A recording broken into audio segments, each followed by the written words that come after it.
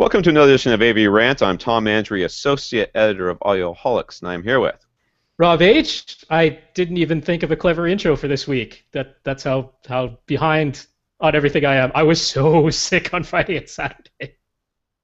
Oh, it was bad. It was not good times. But Tom, you had some fun this week apparently, yeah? Oh, I'm always having fun. I am a ton of fun. I literally ooze it from my every pores. I dog sat this last weekend, which that sounds boring to some of you. I kind of miss having a dog. I used to have boxers, and somebody asked me if I could dog. Actually, she had asked my wife, and she had agreed the dog sit, which I thought was nice of her. And then she did jack and squat, and I did everything, which I guess is okay too. But I'm getting adjusted here. Let me get this thing adjusted. No, trying not to give myself too much headroom. I want to be able to cross my legs and sit back. Get comfortable. Anyways, this dog came over, and the dog hasn't really been around kids that much, so it was a little tense for a bit. And Tanel told me, my wife texted me like 3 hours too late not to bring the dog over, just to leave the dog at the other person's house and just to go over there. I was like, I'm not doing that. So the dog had already been here, and I'd taken him to a Little League game and everything else. But the dog loved me, which means that dog is intelligent and handsome. And anyway, so he's coming back tomorrow. I'm excited about that. I get to see the dog again. So his name is Brewster. So me and Brewster are connecting on a very visceral level, I guess. I don't know if that's visceral Nice. or not. But, Yes. yeah. This is what everyone has to look forward to, the day when, I get to play with a dog. That's like the highlight. That is the highlight. It's when you first have kids, you're like, oh, they love me unconditionally because they're my children and they have to. And then they get older and you realize they don't have to. But that dog still does. That dog was happy to see me when he came over today. That was pretty nice. Anyways, so not that anybody cares, but the update on my parents and me getting my home theater back so that I can actually do real reviews is that my my parents are going to be here for ever, I think. It does look that way. It does look that way. No, they went with the architect today and stuff, and there's all these rules about how much renovation you could do at any given time, so they can only do a little bit right now, and then they have to go get more permits and then do that and get So they're definitely going to be here through the summer. So yay. The other thing though is that I'm supposed to be getting the KEF reference towers for review. I'm going to put those, I guess, in my main living room. But whatever, I can listen to them there. But they look very exciting. They're brand new. The Blade 2 speakers just came out, which are You're not getting the Blade ones. No, the reference line is the one that is based off of Blade 2. So it's got those Blade speakers are very expensive. Well, I know. It's like the Blades were like $30,000 a pair, and like the Blade 2 came out, and I was like, okay, well, it's smaller. It's got smaller drivers. Surely they're aiming for somebody who $24,000 a pair. It's like they're just basically pricing it exactly. That is less expensive. Technically. Yes. It's like getting the cheap Ferrari. It's like, why even bother? Just spend the extra $6,000 and get the big one. But all right. So I don't know why I told you any of that. I guess we're supposed to get on to this actual podcast thing. We have a ton, man. We have a ton to talk about, of course. Thank you guys for keeping those questions coming. Our listeners of the week are Jorge and Dan. And by the way, Jorge, thank you for donating. If for nothing else, is that I like to say the name Jorge. I have always liked to say that name. I think it's fun. I think it's a great name, and your parents are intelligent for naming you that. Thank you, Jorge. Thank you, Dan.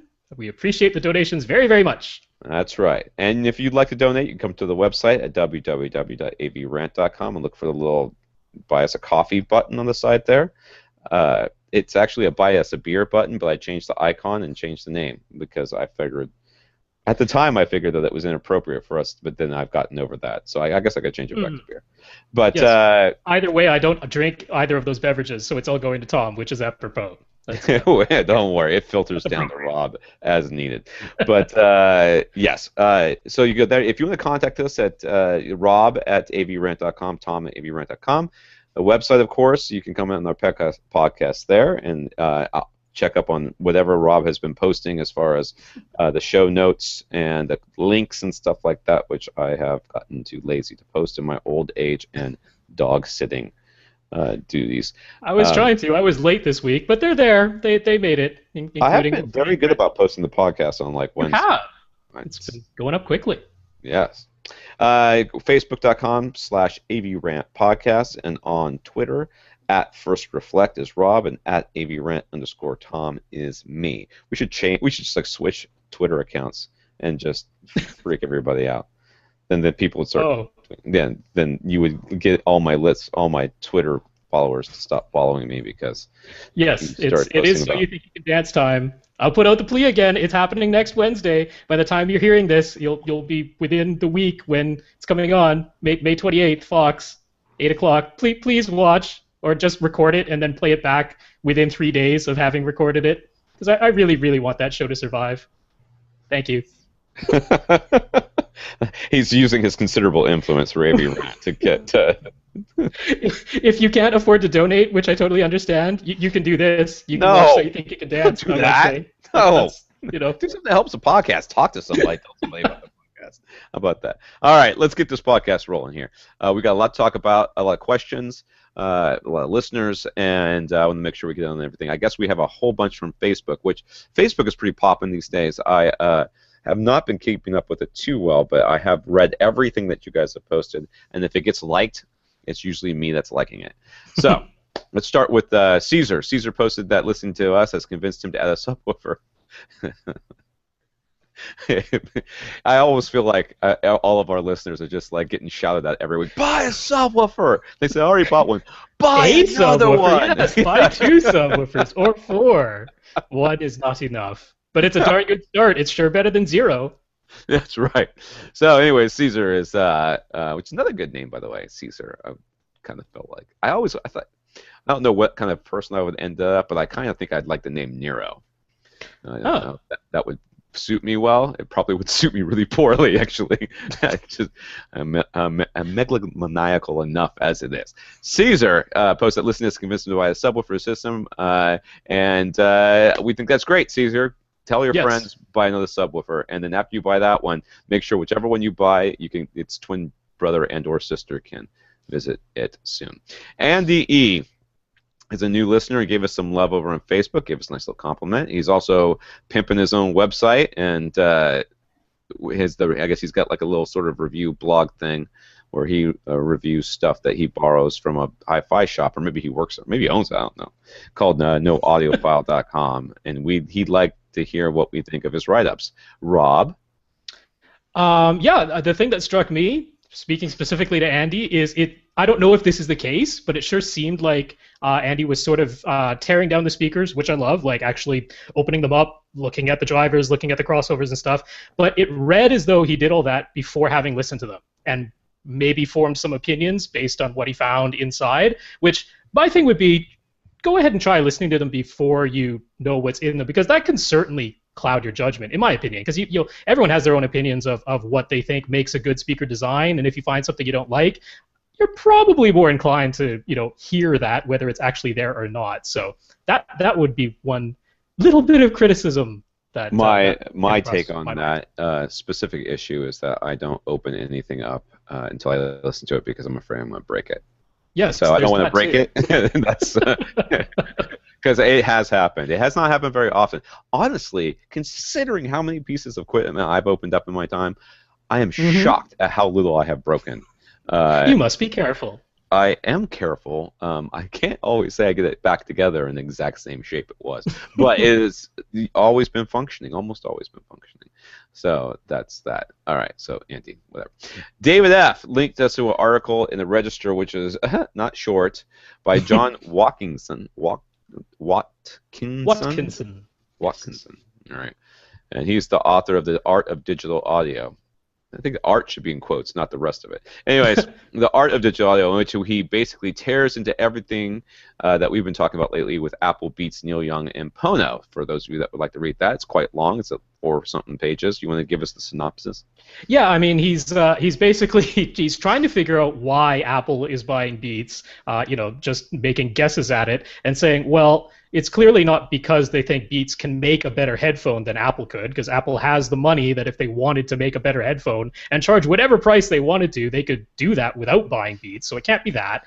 It can't really be their music service, which is what a lot of people thought, because once again, they have the resources. If they wanted to create their own streaming service, Apple could do that without acquiring someone else. So Apple he really already has their own streaming service. iTunes Why would Radio, they need to buy that? So he really thinks that it ultimately comes down to what has been extremely successful marketing and having the celebrity endorsement, and basically saying that he thinks that's probably more than anything why they're buying it. Because, I mean, I was just looking through some of the big box stores in my area today, just looking through their headphone selections, and like a third of it is all Beats. All the various models of Beats and all the various colors, that's like a third of their entire selection of headphones. So there's no denying the popularity and the brand awareness of those. So that makes sense. The other interesting part of the article, because he goes on a range of things, was he was addressing the whole thing about whether CD quality is technically enough for playback, whether there's real any technical benefit to having higher bit rates, higher sampling rates. And his opinion seems to be that, like we were saying, absolutely necessary for recording, not so necessary for playback. That seems to be his general take on that. But I did like what he was tearing into Neil Young a little bit, because Neil Young with the Pono project and saying, all right, we're going to give you the highest quality that's available. But apparently Neil Young has mentioned like re-releasing some stuff from his back catalog, which was originally recorded in analog forms. And so, yeah, John Watkinson is basically saying, well, it never really existed in 2496 or 24192. So, yeah, BS on that, Neil Young. So, yeah, didn't mince his words. Yeah. All right. Well, I might have to go back and read that then, because I skimmed a bit of it and went, oh, it's long, and I'm tired. So, and I'm always tired. I have 3 kids and now a part-time dog, so I have excuses. All right, Fred, after we talked about, Fred C. here, after we talked about the Salk subwoofer that used a rhythmic driver and amp, he posted some, photos of the subwoofer cabinet he built for his rhythmic driver and amp. And, my God, it's full of fins. It has more bracing than, I think, interior cabinet space. I think somehow he's actually created a singularity of bracing. It is just bracing. That man knows how to use that. He must have like a drill press or one of those band saws or something. Oh, how did he? Some of that stuff. I mean, I guess you could jigsaw the middle of that, but I guess I had this picture of him having like a trash can size lid, trash can lid size, big circular saw thing that he puts on the end of his. I guess he could do it with a scribe. It could be done with a scribe. It's possible. But, yeah, so head over to Facebook to check that out. It is a big box. It has many braces inside, and it's kind of a like pentagonal shape. It's not a square. Round. Yeah, not square. Yeah, it's got 5 sides. So, that was weird because it didn't look like he built a square box. I skimmed him. It looked like he was going for a square box and then kind of like tapered off the sides or something. But it's I'm not totally sure, but I mean, we were talking about how, at least I was saying, I didn't really think you're gonna gain all that much from Sulk's design versus Rhythmic's own design in terms of just, they change the box but use the same driver and amp. But this is a different case because you can get just the amp and just the driver from Rhythmic for quite a bit less than buying the subwoofer from them, the complete thing. So, I mean, if you're up to the task of building your own box, that totally makes sense to me. I mean, doing it the Sulk way, you're paying someone else to build you a different box. So, and they're paying them more than what you would have gotten from the original manufacturer. And yes, you might get a little bit more performance out of it, but mostly you're not. Well, I mean, but you could be saving, and that's the thing. And if you can build your own box, yes. Yeah. And it looked like, I mean, I swear I just skimmed it, but it looked like he was using like ridiculous amounts of MDF too. It wasn't using like 1/2 inch or 1/4 inch or whatever. He was using like inch for the braces. Oh yeah, you're like, dude, I don't know how much benefit you're getting out of that, but it looks awesome. So that was Fred. Adrian. Okay, link to a podcast from this is on Facebook too. Link to a podcast from Guitar Tone Network where they had tried listening to 3 aftermarket power chords. Power chords. Power cords. They listen to them. I don't know if they just put them up to their ear, or they wrap them around their heads, or something like that. And two, power conditioners, which you can hear if you plug them in. They hum sometimes. They conclude what? No. They concluded that they could hear a difference. And Adrian agrees, saying that he can almost hear all the differences that the podcasters described. You want to fill us in on this podcast? Because you know I didn't listen to it. Yes, I know you did not. Okay, so first of all, power cords. Yes, there are aftermarket power cords, and oh man, some of the claims that these things make, like they balance your power.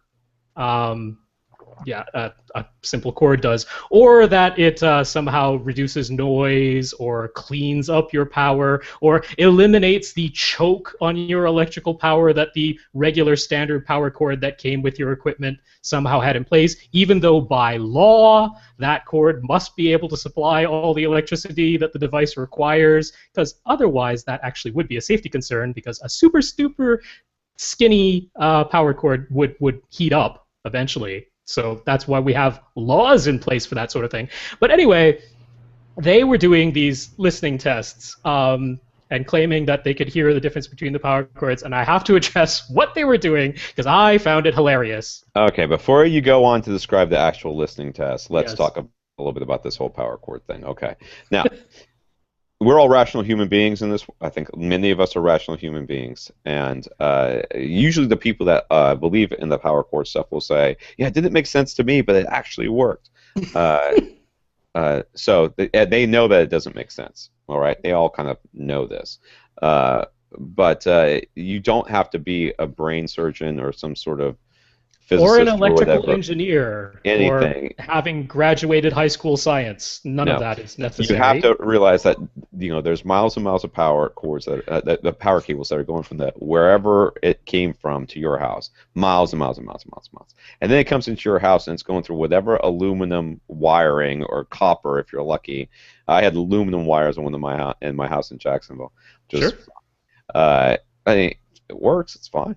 But fine. So it's going through your walls. It's crossing all sorts of things. Maybe sort of, at some point, some previous homeowner might have accidentally clipped one and opened it up and then just wrapped it together with some electrical tape and patched it over. You might not know anything about that. Completely illegal. Going to burn down your house someday. You don't know anything about that. If you're lucky, you have 12 gauge wire in your house, Romex, running through.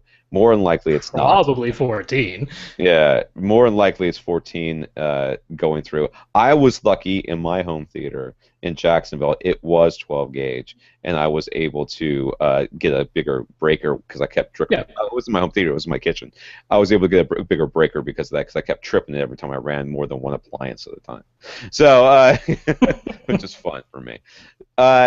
So it doesn't take a brain surgeon to figure out that the last 3 feet or 2 feet or foot and a half or whatever it is between the wall and your device, it's clearly not going to be that much different, especially when there's no actual device between it. It's just a power cord. It's just a power cord with big heavy ends, oversized ends on them, and it's heavy and it's stranded and it does all this stuff.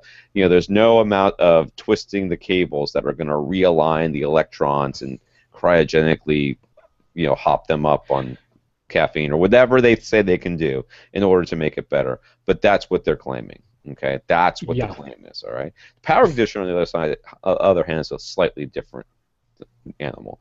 Power conditioners range from the absolute ridiculous, where they're just claiming all sorts of things are being filtered out, to what is essentially something like what the APC guys will offer, the Furman and that sort of stuff, what that happens is as the power comes in, right, it goes through a capacitor banks and a bunch of other stuff, and it may have a battery in there, depending on which one you go with. And what it's basically doing is holding the line voltage steady. So no matter how much you draw from it, there's none of these fluctuations. The fluctuations could create problems within your system, especially your amps. They go way outside of the tolerances of any piece of electrical equipment. Yep, these are issues that can absolutely happen, all right? So, but the rest of it, the cleaning up of the power, the giving it a back rub, the scraping off of the bad stuff and leaving only the good stuff, that's all nonsense, It's complete nonsense. We all know that because we're smart, right? Everybody who's listened to this podcast is intelligent. We all know this because the power that went into that cable is the same power that should be coming out. All right. The only thing you can do is make sure that there's not as much fluctuation. That's about the only thing you can do. If you do anything, it's going to be bad. You can't, think about it this way. If there's water running through a tube, you can make the tube as big as you want. You can only have as much water, right? It could be a mile high. But if you've only got a garden hose worth of water, that's how much water is going to go through it. Now, if you make it real small, well, then you got a problem. You got a choke point. And then you're going to, like Rob was saying, if you have a small power cable, you could get heat buildup, which would be an issue. Yes, it will act as a resistor if it's super skinny. But if you have a 1 gauge, and I've seen a 1 gauge cable before, if you've got a 1 gauge cable, right, it's like as big as your wrist. If you have a 1 gauge cable going between your wall and your receiver, it's not going to make the power flow any faster or any cleaner or any better or any happier. Here's the big thing. There is no signal in your electrical power coming out of the wall. There is one frequency. 60 hertz in North America, 50 hertz in Europe. There is one frequency. And believe me, if you have that problem, and that can be a real problem, called a ground loop, where two things that are supposed to be grounded have a slight difference in voltage potential between those two grounding plugs, and you end up with this hum, a 60 hertz hum or a 50 hertz hum if you're in Europe. And that is a very real thing, and oh yes, you will hear that. There will be no questions. You will not call us up and say, I think I have a ground loop, okay? Those words have never been uttered in that sense. No. Anybody who's ever said that does not have a ground loop, okay? You know you have a ground loop if you have a ground loop. Okay, you're going to be wondering whether or not your subwoofer will survive said ground loop. And it will have nothing to do with the timbre of the sound, with the high frequency detail, with the booming of the bass even. It will be one frequency, and it will just be humming constantly and sound absolutely horrible. Yeah, so that's real. That's a real thing. You can watch your subwoofer go into oscillate, bounce itself off the ground. Yes. So, but other than that, there are no signals. There's no signals in your power. So the whole. Okay, but these guys say that they heard some differences between their power conditioners and their power cables, right? They did. The conditions of the test. I believe them that they heard some differences, because here's what they did.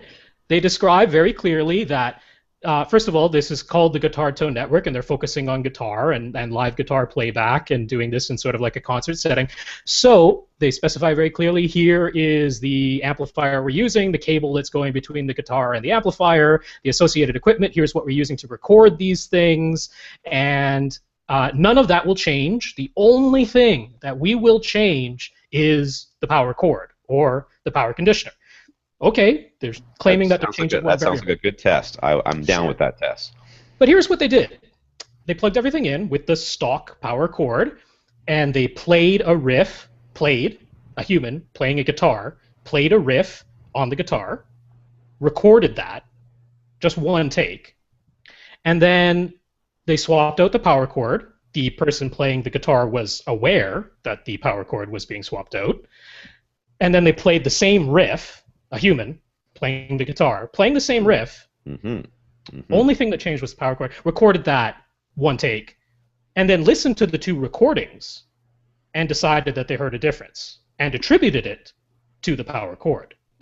Wow, so unless that guy was like a Terminator from the future or something that could absolutely play that thing exactly the same, you're saying that possibly, the test methodology was flawed? Is that what you're suggesting, Rob? I'm suggesting there might have been one other variable, not more than one other variable. How dare you, sir? How dare you disparage the Guitar Tone Network guys? Just possibly the human who was playing the guitar with the knowledge that his equipment had just changed, no less. When you want to claim that the tone of your guitar sound changed slightly, that one take had a little bit more bite to the sound or a little bit more detail to the sound, yeah, you can kind of do that with how you play the guitar. I don't think I'm attributing it to the power cord. I don't even want to go really that far and suggest that. I mean, obviously, I don't think that they were trying to skew the test. I think that they were putting it together the way that they wanted to do it as as realistic as possible for them. And that's what I often say. When you're doing a test of between two speakers, it doesn't matter how thorough or how rigid your methodology is. All it matters is whether or not you hear a difference. And if you hear a difference, well, then more power to you. It's your house, it's your speakers. I don't care. Knock yourself out. All right? You're an N of 1, but guess what? You're the entire sample. You're everybody. You're the population. You're a population of 1, so an N of 1 is the exact right sample size for your test. Okay? But these guys are, I mean, because I think really, if you think about it, the people they're speaking to are guitar players, and they're going to go, that's a perfectly valid test. I play it, but Yeah. Okay. Aside from all the what you could claim or you could suggest as being, biases that would be coming in because of or purposeful stuff, like I know that this one's going to be better. I'm going to try a little bit harder. I mean, I discount any of that. I try never to believe that about people because I find that to be the world's depressing enough, and I don't need that in it. So yeah, no, I don't think they were trying to sell aftermarket power cords or something. Yeah, no, that wasn't their goal here. That certainly didn't come across that. No, and that's what I'm saying. I'm discounting any of that. Anybody who says that, I'm just like, I'm not going to believe that. What I do believe is that you cannot play the same thing twice and not have it come out slightly differently. I don't care how good you are. Lots of different factors can play into that. I don't know how they recorded it. If they recorded it with a mic or whatever. I mean, so many things can change. Distance, loudness, how hard you strummed.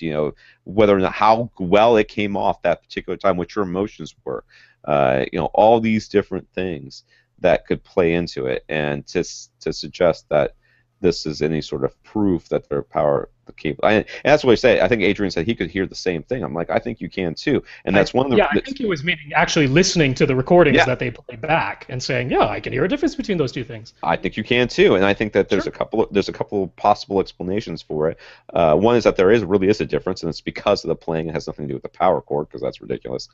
But second, I think more importantly, and this is something that we see all the time whenever you go into high-end listening rooms or when you go to a shop, is they say, you've listened to the podcast and you're like, I hear this difference, and this is what it sounds. And then you listen to it and you go, yeah, I kind of hear that too. That's why they tell you before you're going to listen to some high-end speaker that you can't afford, listen to the mid-range and how clear the vocals are and how the imaging is so fantastic and blah, blah, blah. Now, even as a professional, I can be swayed by that, but I have a pretty good time of being able to ignore it because I think most of those guys are idiots. So I don't, but if you're in there and you're listening to somebody who you think is an expert, I mean, I'm sure that people have, I'm sure I have influenced people. I say EMP or RBH or Aperion Audio, they're great speakers. I think they're fantastic, and you should like them too. I'm sure people have liked them more than they would have normally liked them had they not heard me say that, or you say it about Focal or Revel or whatever speakers that you've talked about in the past. So this is a real phenomenon. Now, does that make it any less real for you? No, it's okay, but it skews the test, and it skews your perceptions, and hearing it does not make it so. Our brains are very magical things. I have to say, when it comes to, okay, we can debate whether CD quality audio versus 2496, is there a real benefit? If you hear it, then by all means, go for it. We do think there can be real differences, and so if that's worth it to you, go for it. If you're listening to two speakers, which we definitely know can sound different, then by all means, go for it. If you're listening to two different amps, which I don't know how much difference they really make, but you think you hear a difference, you think it's worth it, by all means, go for it. But I have to say, I draw the line at power chords because No, a power cord can't make it. The only thing it could possibly do is be too skinny and act as a resistor and heat up and fail. I mean, that would be a problem. That is the only thing it could do. A power cord cannot change the sound you're hearing. Can't do anything. So I draw the line there. Yeah, I draw the line at that. I draw the line at cable elevators. I draw the line at little rocks that you put on top of your speakers to change the totem, harmonic totem frequencies audio, in your room. Totem audio has those little cones, things too. Anything that's really like that. But I think power cables are something that people look at as going. Now, if you say I want to buy this aftermarket power cable because I think it's cool, knock yourself out. That's a perfectly valid. It's purely for looks. Sure, fine. Yeah, just don't expect it to sound any better. That's all I have to say. Just like people get those big rims on their cars, and they're like, I got them. They come up with all sorts of excuses. You got them because you think they look nice. They rarely make the ride any better. They usually make it worse. Yeah. So But let's I will just say I'm perfectly fine with power conditioners, especially ones that have a battery backup, because yeah. those are definitely useful. So yes. Yes. I guess Adrian is from Mexico because I don't know why he posted it this way, but he said he posted a picture up on Facebook with a subwoofer that was kind of on the top of a bookshelf or perhaps bolted to a ceiling. It looks actually like it's suspended because I think it's above that shelf. There seems to be Yeah, a I'm looking gap. at it too. It looks like it, and it looks like I've seen restaurants that are like this where they put Yeah. everything way up high. That's what it kind of looks like to me. It might be a restaurant or something like that. He called it Mexican Acoustics, so I imagine he's in Mexico. I don't know. I hope he took that picture in Mexico, because I don't know why else you would say that. Maybe it's I don't know. It does look like a restaurant, right? I think it's a restaurant. Oh, it sure does. Yeah, they've Yeah. got a counter there, and yeah. Yeah. Yeah. All right. So that was just the Like this. Facebook stuff. Now we're getting on to the quick questions and updates. Oh, gee, Lord help us. All right. Getting into it. Jay. He linked this to an Ars Technica. I love Ars Technica, by the way. I love reading stuff on there. I don't understand half of what I read sometimes. I'll take it. You get these guys in these super intense articles on science, and then I go to the comments to try to understand and go, well, this isn't helping. All right, link to an Ars Technica article asking if Disney might ever remaster the truly original Star Wars trilogy, which was an interesting read. I skimmed it. What did you think, Rob? Yeah, I mean, they're saying this is the one that everyone is hoping for, and I mean, I personally would like it, if nothing else, than just for posterity. Like, just the original versions, no special editions, no crazy edits, no changing to the special effects, no changing to the dialogue, because some of that was altered too. So, I mean, I would by all means like that. There was the DVD release that came with a copy of the Laserdisc version, and it wasn't in anamorphic, so you actually had black bars on all four sides around the image. It was like a horrible, horrible quality thing. That is as close to what you can get for a home release of the actual unaltered versions. So basically, they were asking, now that Disney owns all the rights, might they actually track down all the archival footage? Because apparently some of it supposedly has been destroyed and doesn't exist anymore. But could they find as clean prints? There are people who actually own movie reel prints of it and stuff like that. So they're kind of crossing their fingers that it might happen. Well, okay. This is the thing. I don't think it'll happen. I just don't see any reason why they would do it. George Lucas himself, it's quoted in the article, saying something along the lines of, there's just no reason for me to spend the millions of dollars it would take to do it, because the definitive one is this one, whichever one it is that he. Sure. But it's not up to him anymore. So. Well, that's true. That's true. But this is the key, and I think that it's the reason why I think. First of all, I think they're not going to do it because they're just not going to do it. I think that's BS, because there are absolutely people who have the capability of doing this and would do it for free.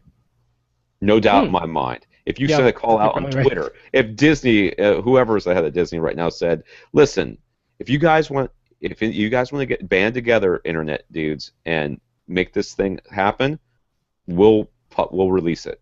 You just give us the master, and we will let you cut, you get or something like that. You know what I'm saying? If they put that call out there, it would come together probably in about 3 months, I imagine. Well, I mean, they did something along these lines for the movie Metropolis, which was, what was that, 1937? Yes, I watched back there. Part of that on Netflix. And that's really interesting, because they went back and they found footage from private collectors. They did the same thing with Doctor Who recently, where they found some old episodes in South Africa or something at some movie theater. Because all those original beta tapes got re-recorded over. Yeah. So I mean, if they can do it and feel it's worthwhile for that, I mean, Star Wars, regardless of what anybody thinks about it, it is a piece of cinematic history. There's really no questioning that. So just from a historical point of view, I think there's totally worthwhile doing this. If they could be done, so. If they released the original trilogy, the theatrical the certified theatrical versions, that would be the only thing I would ever buy of Star Wars again. I would never buy, and unless these new movies come out and just are amazing, which I have no hope in, especially now that J.J. Abrams is going to do it. I have no faith that there's going to be any good. So maybe they will be. I don't know. Maybe they will be, but I am not.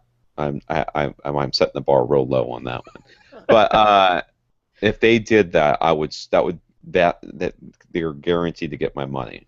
I might wait till it goes on sale at Amazon, but they're guaranteed to get my money. All right. Jackson. It's a custom installer who deals with headaches of multiple zones every day. He wanted to correct us. Ooh, I love being corrected. And you guys think I'm joking. I am not. I love to be corrected because I want to get the right information on the podcast. So if we ever say anything wrong, please correct us. And if we think you're wrong, well, I guess that's the chance you take. He wanted to correct us by letting us know that even if you use the internal assignable amplifiers in an AV receiver, this is like taking the surround backs. If you only have 5.1 in your home theater, you take the surround backs and to power a zone 2. It still won't work for surround sound HDMI sources. And only a handful of models will play anything from an HDMI source at all, and only if the signal is 2.0 to begin with. He says his company typically uses HDMI audio extractors or DACs when Zone 2 audio is necessary. Now, I know you did some research on this, so fill us in on the 411 on this. And Yeah, I turn that into a little bit more English. Sure, I read through a bunch of manuals, Denon, Rant, Sonkyo, Yamaha, to try and figure this out, because this has been coming up quite a bit, that, using multiple zones, Zone 2, Zone 3, out of one receiver. So pretty much what I could find is only the models that have a dedicated Zone 2 HDMI output, or in Yamaha's case, they label it as Zone 4, but a second HDMI output that is separate and independent from the main zone's HDMI output. Those models seem to all have the capability of playing back an HDMI source in both the main zone and in Zone 2. And that is not necessarily using the actual second HDMI output. Of course that works, but also being able to down mix the audio that's coming in via HDMI and outputting it through the Zone 2 pre-outs or through one of the internal assignable amplifiers, like using the surround back amplifiers to power Zone 2. So those are the ones that seem to be able to do that, but all of the ones I've read through could only do it to a maximum of Zone 2. A lot of them have a Zone 3 output or a Zone 4 output. It can only do it for the main. Yeah. They can only do it for the main zone and Zone 2 maximum is what I could find. And they all came with the warning, because Denon and Marantz specifically have a setting inside of their menus that says if you're using Zone 2 and you're using the Zone 2 pre-outs or the internal assigned amplifier, and you're using an HDMI source, you have the option of letting the audio pass through as it is. So that would be like your Dolby True HD, your DTS HD Master Audio, or just 5.1 Dolby Digital, or any of those. You have the option of letting that pass through, in which case you would want to be using that second HDMI output, or you can tell it to always downsample it to 2-channel PCM. And that will allow it to go out of the pre-outs, out to Zone 2. That's what it says in the manual, but they also all came with a warning saying that might not always work. And basically, if you have a problem, set your source to output 2-channel PCM from the source, so that the receiver doesn't have to change it. And that's exactly what Jackson was saying. And I mean, being a custom installer who has to deal with it and has to make sure that it works, and him saying, yeah, you pretty much have to set the sources to. Well, he does for sure, because he never knows what his, he doesn't want to have to come back. You, on the other hand, have the option of playing with it at home and not having to worry about it. So, I mean, if it doesn't work, then you go, oh, that doesn't work for this one, so I'll change this source or whatever. But this is troubling, because I mean, for example, there's devices like, say, the Roku boxes. Or the modern Apple TVs that all they have is an HDMI output. That's the only thing they've got. So Jackson is saying, okay, you can use an HDMI audio extractor, a separate box that goes in between that source and your AV receiver. That's one way of doing it. But it is kind of troubling because, I mean, they're touting, oh, we've got 3 zones of audio. You can have 3 separate sources playing in 3 separate rooms. But then, well, not really, because you have to either have multiple audio connections in order to still use that zone 3, or you just have to go with stereo analog or stereo over optical or coax. Like, that's the only way to get it to work. So I don't know. I mean, for people who actually do want to run multiple zones of audio, I mean, my opinion is becoming that it's more trouble than it's worth. Like, you might as well just set up a dedicated, separate multi-zone receiver, because most of these companies have those where it's just stereo that goes out and it can handle multiple zones, and then they have amplifiers that have 6 or 12 channels so that you can just spread it all over the house. I'm kind of getting to be of the opinion that it's better to just have that second setup and not. I have way past kind of becoming. I think the zone 2s and zone 3s and zone 4s are way more trouble than they're worth. Yeah. It's mostly a nightmare, and I think that a lot of custom installers would rather just have a midline receiver that does everything they need to do and maybe has an extra zone that they don't ever use, and instead have like a bunch of sources which they connect in more than one way, and then use something like Crestron to control everything. That goes out to one of these. Like, you can buy these amplifiers that are professional amplifiers, and they're like 16 channels. Yeah. And you just assign them all over the place where you want them to be. Yeah, they usually call them distribution amplifiers. Distribution amps, that's right. And they use these really lame little green thingies. They're awful to work with. I've got one. It's just awful. Anyways, so if you're really into this stuff, yes, you can use your receiver. Mm-hmm. I'm at this point, I'm of the opinion that if you're thinking that if you're a home user, you're not looking to have something that's totally polished and custom installed, then just get yourself some Bluetooth speakers and put them, you know what I mean? Like, or I like love a Sonos system, or do it Sonos through is AirPlay good. or something like that. The Play-Fi system I've got, was it Forus or whatever? Forus? Is that what it's called? It's Phorus, I think. They're these little speakers, and you can make zones out of them. More than one phone can control it all at the same time. It's kind of like the AirPlay for Android. Works really well for the most part. I got one speaker that's a little quirky, but it's really kind of cool. Like, I could take one speaker and set it up and play and stream my stuff to it, and my wife could take the other one and stream her stuff to it in a completely different room, all off the same network, and it's no problem. Whereas, if I was going to try to do that with an AV receiver, it would be a nightmare.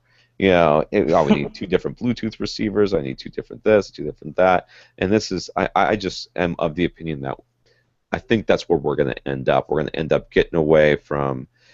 Like, I would like my receiver to be able to connect via Bluetooth, and therefore all this stuff gets distributed that way, rather than trying to run wires to it, which I think is something nobody does anyways.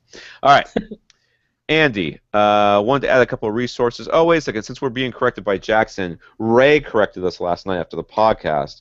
We were talking about how a bulb and a traditional bulb and a projector will as it goes across its little lifespan, its colors will shift. Okay, so it has to be recalibrated. And we said, LED, you don't have to do that. He told us that that's not true.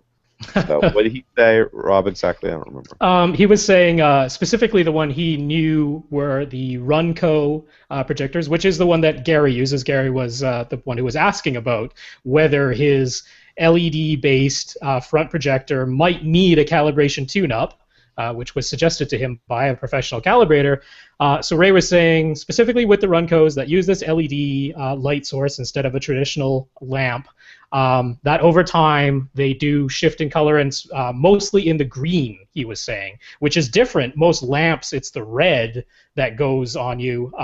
With the LEDs, apparently it's the green, which I don't entirely understand, but supposedly, unfortunately, they do shift. I did say last week, I thought, well, go ahead and give it a tune-up, and if he doesn't really make any changes to it, then don't worry about it. But maybe he made a bunch of changes. So we'll have to get, that's Infinite Gary, right? We'll have to get Infinite Gary to report back on whether or not he did that, and if it made a difference. I don't really. Yeah, from a technical standpoint, Apparently, it can happen. So, boo. I'm actually 'Cause kind that of was shocked about that. I really thought the LADs yeah. were doing that. All right, Andy H. wanted to add a couple of resources for DIY acoustic treatments. First is it Guilford? Guilford. Guilford of Maine, right? I never actually said that word out loud before. I've read it a bunch of times. Guilford of Maine is a fabric distributor that makes acoustically transparent fabrics of just about any color you can think of. Hmm. They tend to and patterns. They tend to be a little expensive. That's why I've never used them. I'd rather just go get speaker grill cloth because all I want is black anyways. But if you want a color that's other than black and you don't want to have burlap, which is pretty much your next best thing, then their stuff is very high end.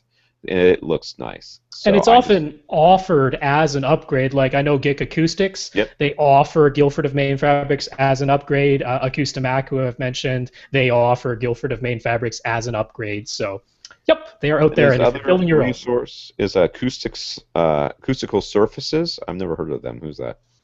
no, I didn't have a chance to really go through their whole website, but we were mentioning how if for whatever reason you want to use materials other than fiberglass or like rock wool insulation, like the rock wool branded insulation, if you want to use something different than those, apparently Acoustical Surfaces is a place where you can get cotton-based insulation products, cellulose-based insulation products. So it's just another place you can go to get the raw materials Right. if you want Okay. to build your own panels. Yeah. Pay more money for less performance. Yay. Ron got back to us. He previously asked for some suggestions for 3 front speakers for the Grand. He already had the Pioneer Andrew Jones speakers, which are the ones that Rob recommends on a regular basis. But he wanted to compare some more expensive speakers directly while he was still within the return window. He wound up comparing them with the Aperion Intimus 5T and 5C speakers, which are, I think, what Rob recommended. They were amongst the recommendations for sure. Yep. Yep.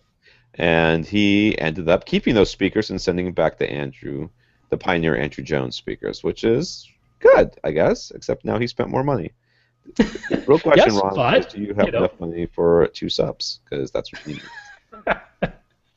But I mean, this is great. You know, this helps you to feel really confident in your decision when you get to hear both of them in your own house, the way you are going to use them, comparing them head to head, and saying, "I've heard them. I like these ones better. Therefore, I'm keeping them." I mean, that's exactly what I hope everyone would try to do. And I mean, you know, Aperion is a good choice in that because they pay shipping both ways and give you a full refund if you return their speakers. So it's a very no-risk trial if you want to give them a try. And he ended up liking them better. So congratulations, Ron. I hope you're happy with them. I know he's happy with them. Not just that he liked them better, he liked them better enough to spend more money on them. Yeah. So that's how you really know that he liked them. All right. So congratulations, Ron, on that, and all the rest of you take this to heart. Don't do this unless you're willing to spend the money, because you might end up having to spend the money or regretting it. You're like, oh, I'll never be able to live with myself if I send them back. Your wife's like, yeah, you'll never be able to live with me if you keep them. Then more will you be. Dan R. got back to us. He has the Emotiva XSP1. That's that Stereo analog over preamplifier. only, right? Stereo preamp thing. Yeah. With the crazy crossover settings that you have to adjust with the screwdriver on the back. Okay. On the back of the unit. So it's the XSP1, not to be confused with every other Emotiva device which uses the letters X, S, and P. Like the XPS one, because that does exist. That's their phono preamp. That just, They I remember just when that thing switched came the out, S I and was P. just like, really? What is it with these letters that you like so much? Anyways.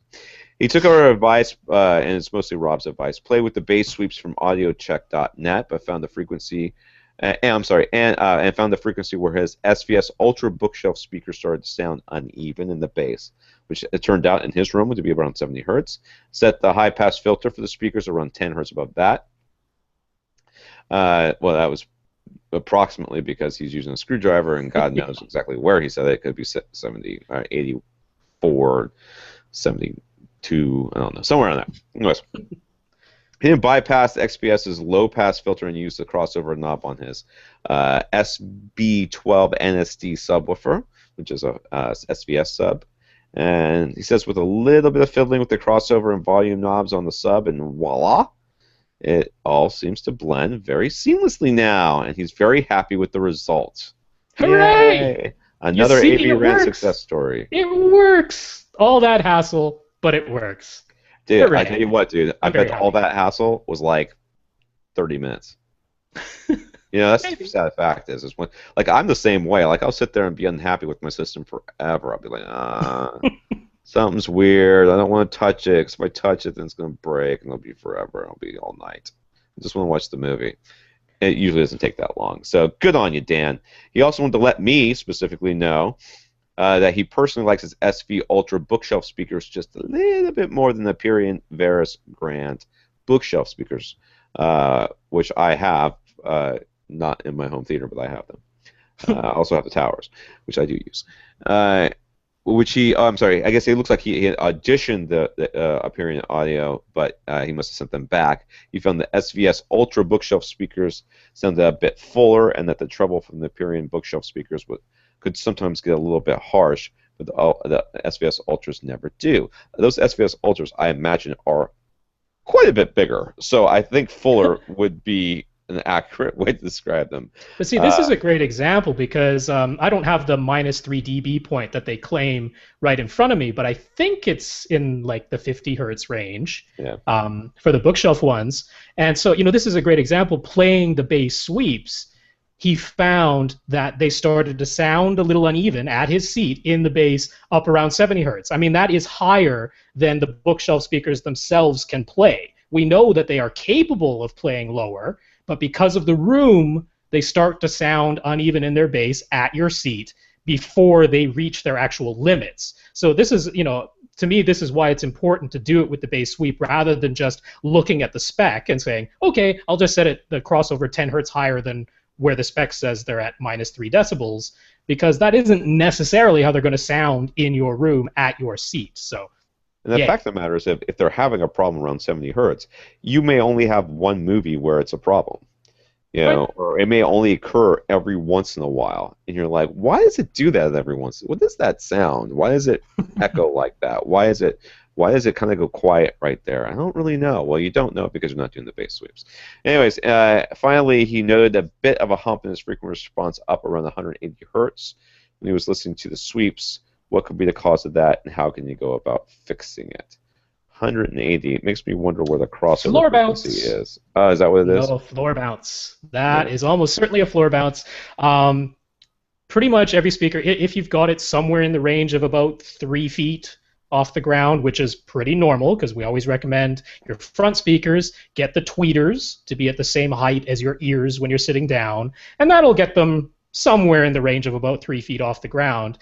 And you're almost always going to have a reflection off of your floor, and depending on how far away you're sitting, it'll change a little bit, but it'll be somewhere in that 200 hertz range, somewhere in the sort of 200, 250 hertz range. You're going to, if you're measuring it or if you're listening to a sweep, hear something. It might be a little dip, it might be a little hump. It's going to depend on where you're sitting relative to whatever's happening, but it is almost certainly a floor bounce. It is extremely common. It happens all the time, and that's where a little bit of EQ, like from Odyssey or YPOW or MCACC, perfect for that type of thing. He doesn't have that in this preamplifier, but it's a preamplifier. So he has a preamplifier, which is connected to an external amplifier, which means you can use an outboard device like a mini DSP or a Behringer feedback destroyer or one of these other EQs if you're really worried about it and you really want to level that out. An outboard EQ that goes in between your preamp and your amplifier, you can totally tame that out. Yep. That's a common good one. and easy. Common and easy. We like common and easy. Or you buy yourself a big, thick rug. Put it right there, too. Yeah. That has to be a very thick rug for 200 hertz. Wow. Not for 180. It's not that bad. Yeah. Depends on what you put underneath it. All right, anyways. Now that was the quick stuff. Let's see how quick it was. It was. We're only an hour in. That's good for us. Now we're on to the actual questions. Some of you are not going to be answered to the okay? I'm just going to tell you right now. Kyle R. over on Facebook. Kyle, you're definitely getting answered, and it's going to be short. Kyle's a new listener, and he said he's really liking the show's new format. Yay! He's looking to get into separates, and he's trying to decide on a processor, but he'd like something that could last upwards of 15 years. I'd like that too. Anything can last 15 years if you don't care about ever upgrading anything you own ever again. That's how much of the equipment our fathers have lasted as long as it has. All right, anyways, he was eyeing the new Yamaha CXA 5000. That's the one I reviewed. But he heard us drooling over the Marantz AV 8001 or 8001. So now he's unsure. He'd like to have, it doesn't matter. He wants to have things, okay? One of the things that, and there are many things that he wants. I'm sure they're all very important, very needful things that he needs. You are not upgrading your processor right now, sir. Just step away from the checkbook, step away from the computer. You can shop.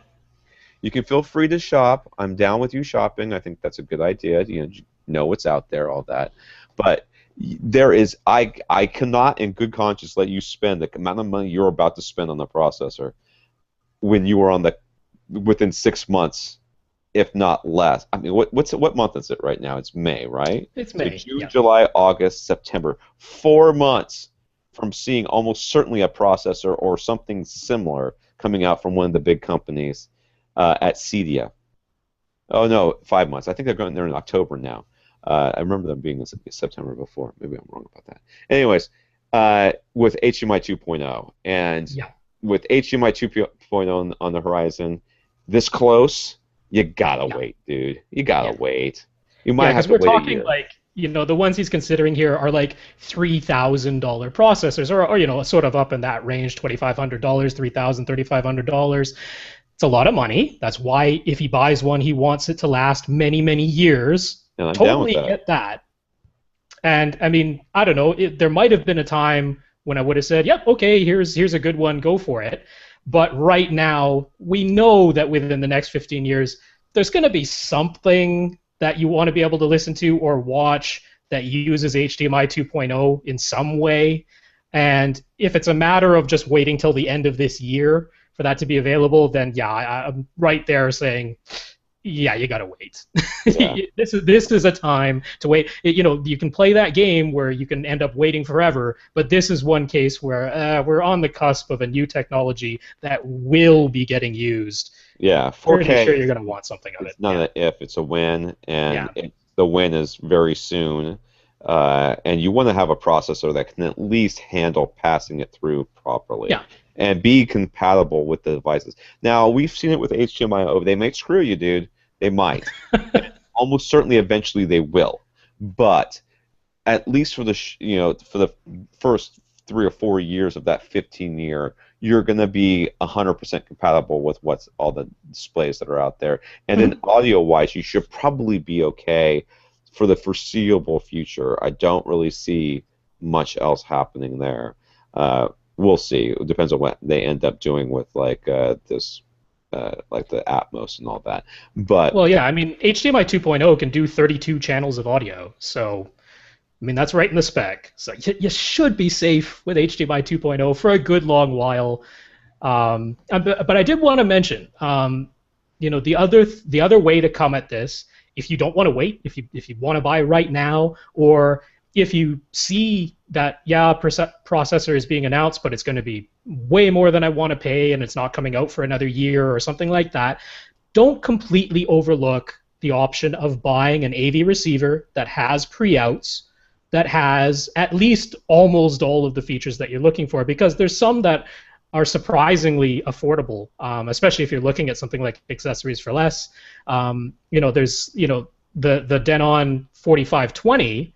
Over there is like $1,300, which by no means is that cheap, but it's certainly less expensive than $3,000, and that could last you, I don't know, 6-7 years before you really feel like you want to upgrade or something like that. So just don't completely overlook that as an option, is all I'm saying. If you see something you like. I think it's Marantz, and I think maybe even Yamaha is starting to do this now, where they have this complete amp shutdown mode.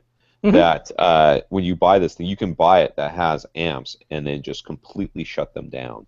and have it be as much of a processor as it can possibly be. And that's a very interesting solution for somebody like you. So you've got some options out there, but really you have to wait until HDMI 2.0 is on the table. If it's not on the table, I can't say buy a processor right now. Unless you're never going to use it. I mean, is this going to? I mean, Sure. I can't believe that's not the case. Yeah, 15 years. Oh, there's going to be something. There's going to be something you want. So yeah. Okay, we've got Jay. He's interested in the newly announced Denon S-Series receivers. What do we think of them overall? Can we talk specifically about their 4-ohm certified specification? Does this mean that these new receivers can better handle his 4-ohm nominal speakers? First of all, I have been kind of weirded out by Denon lately, especially their lower end receivers, mostly because I'm all about HDMI personally, but I still have an older Xbox 360 that requires a component video input, and none of these Denons will help me out until it gets pretty expensive, and that kind of irritates me. And I think that it's myopic and short-sighted of them to think that everybody got rid of their Wii already, right? You know, did everybody get rid of their Wii? Because believe me, there's a ton of Wiis out there, and how many people got the component cables for the Wii, though, I wonder? Because the thing only came with composites. So. Oh, that's right. I forgot about that. Yeah. I mean, I got the component cables for the Wii, but that's me. Still so many. You have a Wii? Do you have people come over and play the Wii with you? Or do you play Wii by yourself? I haven't played with the Wii forever. I haven't played with my Xbox One or my PS4 forever, so Wii definitely isn't getting used. Anyhow, okay, so I don't like that they don't at least include a 1 or 2 component video inputs just in case. You know, I think that I just don't think that that's. I mean, there's been cable boxes that I've owned which the signal comes out. It's better to take the signal from the component and upconvert it to 1080p than it is to try to get the 1080i signal or the 720p signal from the HDMI. So I really don't like that they're just completely dropping it. Now, that aside, the S-Series has got like Bluetooth built in now, Wi-Fi built in right now, which I think is a great idea. So I love that part of it. The 4-ohm certified specification, I usually ignore such things. That's nothing. I can't imagine that. All AV receivers are 4-ohm certified as long as you don't turn them up too loud. Yeah, that's right. Tell you what, dude, you can plug a 1-watt tube amp into a 4-ohm speaker and listen to it from like a foot away, and you'll be just fine. Listen to them like headphones. No, they all are, and this is not one of those ones with a switch, right? It's just they're now 4-ohm certified. Well, there's a whole thing. Over in Europe, they are starting to bring out this new requirement that electronics basically use a lot less power. And so to meet that requirement, Denon has put this eco mode into the S-Series. Because the thing is, this S-Series is coming out, it seems like not that long ago the E-Series came out. And the S-Series is more or less replacing the E-Series as the least expensive receivers in Denon's lineup. And so it seems at first blush a little bit odd, but it's obvious they're focusing on the wireless features, which Onkyo was like the first to the scene on that, and either they had a lot of success or Denon just thinks they're onto the right strategy, because they're definitely going that way. They're getting onto this HDMI 2.0, so all of these S-Series ones have HDMI 2.0 ports, so that's obviously a big thing for them. But then this whole requirement by Europe to have these low-power modes, they said, well, all we're really doing with this low-power mode is saying the amplifier can only output this much power so that we stay under the requirement. It's more or less a limiter, a choke. If we're going to have that, we may as well go ahead and have a limiter that also works for 4-ohm speakers that says, well, just don't allow more than this level of power so that it never heats up and never gets into dangerous territory of trying to pass too much current through amplifiers that can't handle it. It's not as though the amplifiers that Denon puts these receivers suddenly got way better than the E series. I'd be surprised if they're different at all, to be frank. So they didn't get way more powerful. They're not way more capable of driving 4-ohm speakers than the old ones were. It just means they have a limiter built into them, which I'm assuming is a menu switch or I don't think it's a physical switch. It's a setting that you put in the menu where you say, I have 4-ohm speakers, therefore limit the amount of current that can pass through the amplifiers so they don't heat up. That's all it is. That's all it is. Don't flip that switch, by the way. Don't do that. Don't ever do that. It completely takes away your headroom. Yeah, even if you have 4-ohm speakers, don't do that. But I have 4-ohm speakers. I don't care. You don't do it. The amplifier will be fine. You don't do it. If you do have a problem, you need a bigger amplifier anyway. So there you go. At the beginning, check it. Check it once in a while. Make sure it's not getting too hot because you can. I mean, it can really, really heat up if you're trying to play low impedance speakers, very, very loud through an amplifier that doesn't really have that much power. It can definitely get very, very hot. And so they put that in there to make sure that never happens. But yeah, you don't actually have to turn on the 4-ohm setting. It will function. Just be careful. Yeah. Yeah, and if you've got 4-ohm speakers and they're in a big room, you shouldn't be looking at the S series anyways. I mean, I don't think so. I mean, you should be looking at something with a little bit more of a robust amp section, or you should be looking at. I think he was hoping that by them claiming it's 4-ohm certified, that somehow they got a lot more robust in the low price range. Which, nope, it's just a limiter. I don't think that I would. That's yeah. Sorry, dude. Sorry to burst that bubble. We talked a lot. This will make you feel better. We talked a lot about having subwoofers at the midpoint of opposing walls, or having one subwoofer in each corner. But what about having two pairs of subwoofers? I'm liking where this is going. Two pairs of subwoofers placed symmetrically. Okay, so like if you had two subwoofers at the front of your room, like that you were using for speaker stands for your bookshelf speakers. If you mirrored that in the back and had two subwoofers in the back in the exact same spot, would that be a good idea? Huh. Yes. Answer is yes. That would be a fantastic idea. Believe it or not, and Rob will link this up. And Rob had to. I've read this paper before, but I don't. This looked like a PowerPoint presentation. But I remember getting an actual paper at one point from Harman, and it's this big long thing they did where they test. It's computer modeled though, right? It's not. Yeah. It's not a physical test. It might not be mentioned in this version of the white paper. There is one where they did real-world listening tests too. Yeah. Yeah. Anyway, so basically, they say the three best configurations for subwoofers are to have all of them include 4 subwoofers. So 4 subwoofers in the midpoint of each of the 4 walls, or 4 subwoofers in one in each corner, or 4 subwoofers that are basically mirrored right underneath where your speakers would be in the front, and then the same place in the back. And those are the 3 best configurations for having 4 subwoofers, or having bass in your room.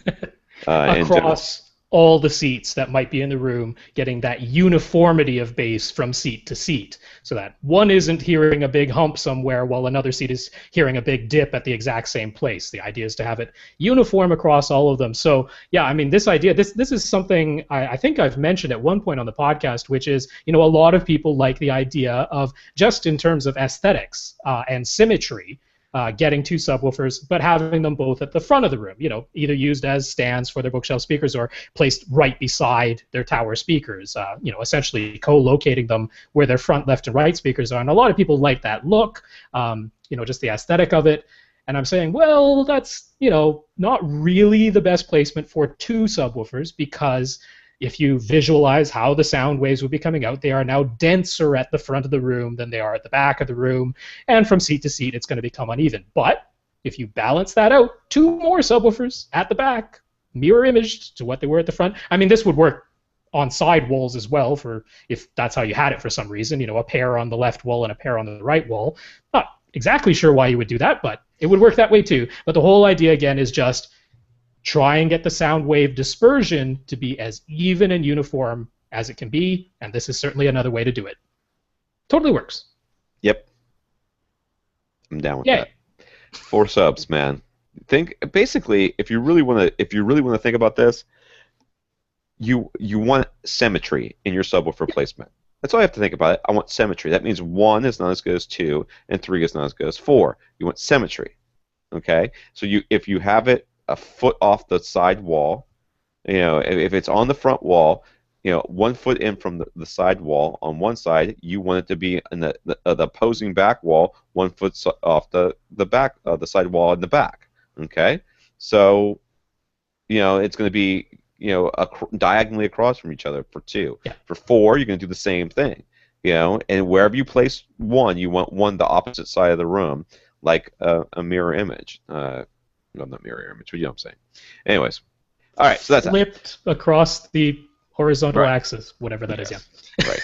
Yes, that's so much clearer. Jay's lastly is also wondering whether motion blur is a problem for front speed. I am freezing in this room. Holy Must be moly. nice. I'm starting to My brother is complaining all the time about how hot it is in here. He's got 2 fans. You can't see him. He's got 2 fans and a ceiling fan. And when I walk in here, it's like somebody's testing jet designs. It's just wind everywhere. And I'm like shivering. I'm about to put a blanket on. All right, I'm sorry. Jay's also wondering whether or not motion blur is a problem for front projectors. Right now he has a Plasma, a Pioneer Plasma, considered one of the best, if not the best, display ever made. One of those. And he feels he's been spoiled by it. Is wondering if any projector can live up to that image quality in all respects. In all respects, no. Pretty tough in all respects. Yeah. You start talking black levels, no. You really have a hard time. I mean, any direct view television has the potential, as long as it's not, as long as it's a full array backlighting from LED, has potential to have truly black blacks, which is really hard to do with the projector. So yeah, all respects, no. But motion blur is as a specific problem, since many projectors are LCD based. It's a It's an image. It's definitely there. It's going to be there. It's never. I mean, I have noticed it. I certainly notice it when I go and watch other people's flat panels. I go, oh, that looks a lot, crisp in my front. It also looks like they need to turn the sharpness down and stop playing with edge enhancement, and maybe decide that dynamic mode isn't the way to go. But I could still see that there's less. But watching it never really bothers me. Might bother you. In that case, you're gonna have to really suck it up and spend a huge amount of money for one of those really big Vizio, or the full array ones, or I guess OLED something or another. Should cost you about a car. Yeah, I mean, all display technologies have some drawback somewhere. None of them are flawless in every way. So it is going to be a little bit of a matter of, okay, you might not be able to get absolutely everything. But I mean, here's the thing. When you go out to the commercial movie theater, almost all of those are digital projectors now. The vast majority of them are DLP. Some of them are liquid crystal on silicon. How much do those bother you? Because you can get very, very similar performance at home. You can get better performance at home than what you get in a commercial movie theater, to be honest. If black levels are your number one thing, the JVC projectors, pretty hard to beat those as far as a consumer level, somewhat reasonably affordable projector, just in terms of sheer black levels. The liquid crystal and silicon tends to not have as much motion blur as just regular LCD. So it tends to be a little bit better in that way too. They're not super duper bright. They're pretty darn bright as far as calibration goes, but if you want to use them with a little bit of ambient light or a really huge screen, not so much. So there's your one little drawback. So it is always going to be a matter of price, performance, what particular drawback. But yeah, if motion blur is the thing that really, really bugs you about a display more than any other flaw that it might have, then you're probably going to want to use a DLP or a liquid crystal on silicon projector, because they are better in that one particular aspect. Any other thoughts? Nope. I kept hearing you say liquid crystal on silicon. I kept going, what? Lycos. I always think of it as Lycos. I don't know Yeah. why. Some people Yeah. say LCOS. L cost. I don't know. I It's say also known Lycos. as DILA from JVC or known as SXRD from Sony. Those are All their right. particular brand names. So Now, we record these podcasts on like 9 p.m. Eastern time, United States Eastern. I don't know if there's another Eastern in the world. It's not like Asian time. I don't think that that's the thing. Anyway, so 9 p.m. Eastern time on Tuesdays, much to my brother's chagrin. And when we do, afterwards, we usually have a hangout. And whoever was watching the podcast, like right now, we have, a little bit more than a dozen people filtering in and out of watching the podcast that's being recorded live. And then afterwards, we have a Google Hangout, and people come and hang out and ask questions. Well, right after the podcast last week, we got a question from John C., and he wanted some recommendations for headphones that would have been suitable for monitoring the classical piano recordings he is making. Okay, so what he wants is very linear, uncolored headphones.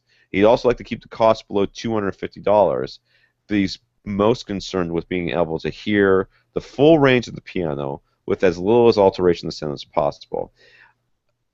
Okay, so the first thing I thought was, let me think of all the over-ear headphones I can come up with. Then he said he's also not a fan of most over-ear headphones as he finds that they get uncomfortably hot. You should be in this room when you record. That's how you should do this. Have an autistic brother who likes it to be sub-zero in your home, no matter what year it is, or what time of the year it is. So whatever our suggestions. So what we did, Rob did really, is ask and put it out to people on the who were in our hangouts, and these are the suggestions we got. We sent them into him already, but I'm going to let Rob take because you really kind of directed this. So go on. Sure. So, I mean, the ones that definitely got mentioned by our Hangout group were from AKG. AKG is a pretty well-known headphone manufacturer. They make microphones and other electronics too. So they have some models, specifically the K240s came up as a really quite inexpensive option that sounds quite good, very linear for recording. And then over at Inner Fidelity, which is a great website for looking up headphone specifications, and they do full measurements using one of those dummy heads that's supposed to represent an average of the average human head and the average human ears and that. So they make full measurements there. And they highly recommend the AKG K550s, which are a little bit more expensive, but still within the price range that John was looking for. And so these are basically known for being very, very linear, nicely extended, not amplified, tipped up bass that can be fun to listen to but isn't necessarily accurate, and not super rolled off highs, which is pretty common in headphones because they're right there beside your ears, and people often find the high frequencies to sound a bit harsh or a bit fatiguing if they're not rolled off at all. But these are pretty darn linear. One nice thing about the AKGs is that they're what's called a semi-sealed design, which is a little bit odd. But basically what it means is most over-ear headphones, they're either going to be completely sealed, and those are the ones that tend to get warm and hot on your ears if you wear them for an extended period of time. I'm certainly feeling that right now with the V-Moda headphones that we use while we're recording this podcast. They're completely sealed. I'm perfectly comfortable. I don't know what you're complaining about. Yeah, you're in a freezing room. I've got all my windows closed. I have meat hanging in this room with me. But the other type are open back, and those basically just allow the air to move freely in and out of the ear cup. They don't get as hot, but then of course they don't block any sound from getting into your ears, or block very little, and they allow sound to escape from the headphones going out and potentially bothering other people. So the AKGs they call it a semi-sealed design. It means they're not quite open, they're not quite sealed. They allow some air to go through, but they still block noise from getting in to your headphones. They block out some noise anyway. So they're very popular.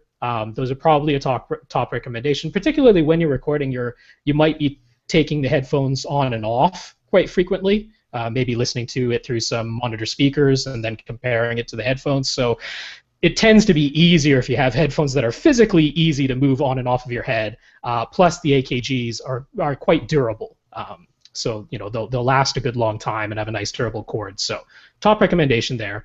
I'd be remiss to not mention the Sony MDR headphones. There's a whole range of MDR headphones from Sony, covering quite a large range of prices. But almost universally, you'll see Sony MDR headphones in a lot of recording studios. They're like used really widely in professional recording studios.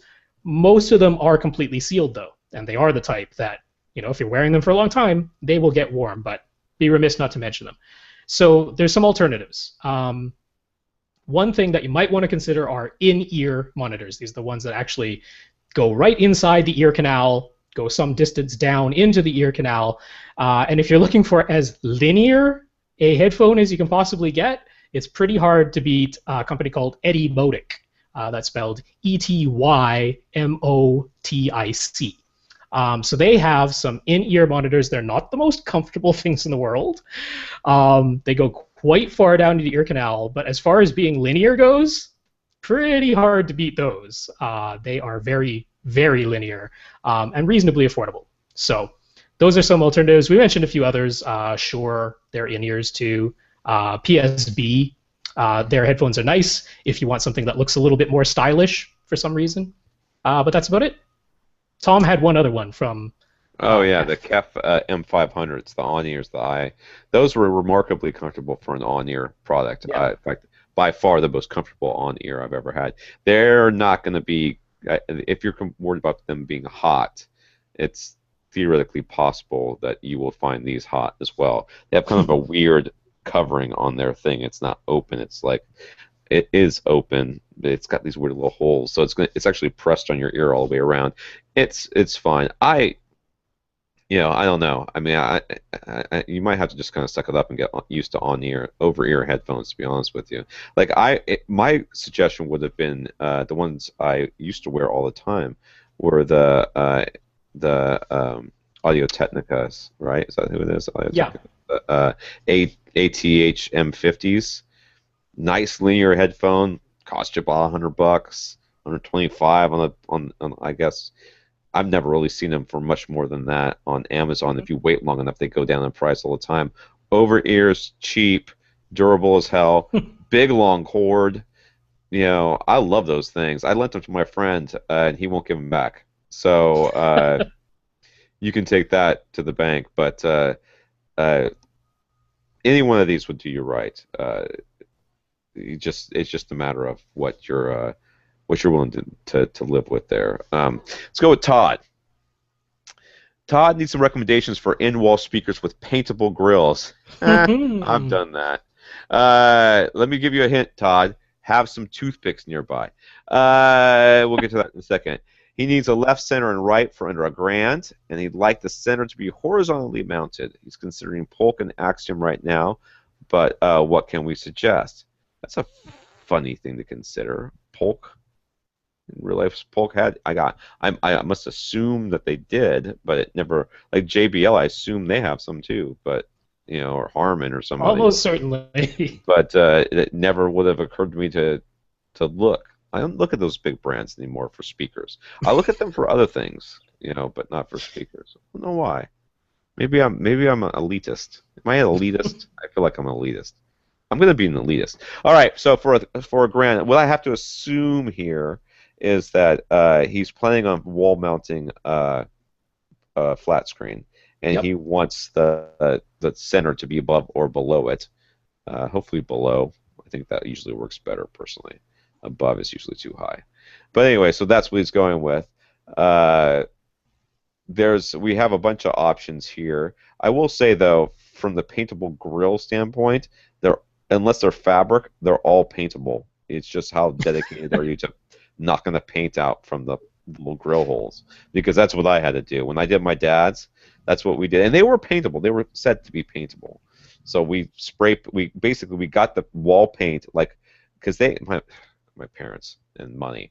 My parents, I make it sound like they're super duper rich. They're not. They were frugal all their lives, and now they've got money to spend on making themselves comfortable in their retirement. And I say more power to them. So what Yes. they did was they had like a paint shop in town where they used to live up in North Carolina, and they had their own color mixed. right? Because they didn't like any of the colors that they had.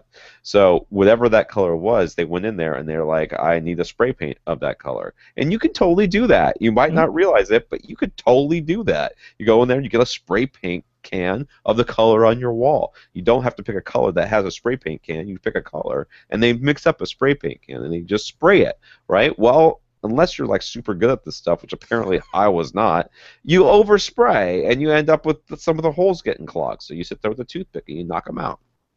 So it's all paintable if you try hard enough. The first thing that came to my mind, and I think that was my contribution to this whole mess, was RBH. I was like, whenever I think of in walls or on walls or speakers in general, and this price range, I think of RBH. I've never met an RBH speaker I didn't like. I did not get to try out their headphones, but I heard they were very good too. So I guess their MC series kind of falls within your price range.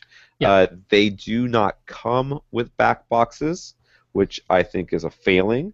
But on the upside, you can spend a little bit more money, and they will sell you a back box that you can insert into your wall. You can, of course, just build yourself your own back box because you're putting it into a wall cavity. You shove a 2x4 at the top, you shove a 2x4 at the bottom, make sure that it's tight, and then maybe throw some insulation or something back there, and voila, back box. But if you want something that's actually made to be with it, it really sort of looks like that's exactly what they did. They just took the box and they took the thing and it's got some foam in there to help absorb the bounce off the back of the box, and that's what they did. So you can get that. So that was my contribution. There are some concerns with in-walls because the vast majority of in-wall speakers don't have any sort of back box. So the woofer, at least the woofer, a lot of the tweeters are sort of in their own enclosure. But the woofer is free to move back and forth, meaning there is a back wave of sound that's just being blasted into the wall cavity. And a lot of people are looking to do this as easily and as quickly as possible, so they just put the little template up on their drywall. They cut out the hole that's the perfect size for the speaker. They stuff the speaker in there, tighten the little clamps that hold it on the wall, and that's it. And then they wonder why everything is so loud upstairs whenever someone plays something on the in-wall speakers downstairs. And it's because they're just firing freely into that open wall cavity with a whole bunch of air and resonance and everything that's in there. So if you want to be a little bit more careful with it, you are going to need these backer boxes or to build your own, and that means cutting a much larger hole into your drywall and having a larger repair to do afterward. But if sound quality is your higher priority and making sure that that sound doesn't leak into adjacent rooms or upstairs or downstairs, that's the way to do it. And so because of that, I don't have a big problem recommending Axiom's in-wall speakers that Todd was already looking at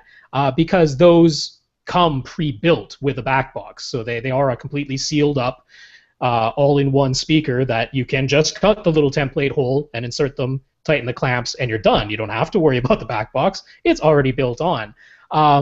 Axiom definitely isn't the value for the dollar that they once were. They've raised all their prices quite a lot in the past few years, and they really haven't improved their designs all that much. They haven't changed their designs, dude. Yeah, well, they've got that new tweeter. There is a new tweeter now.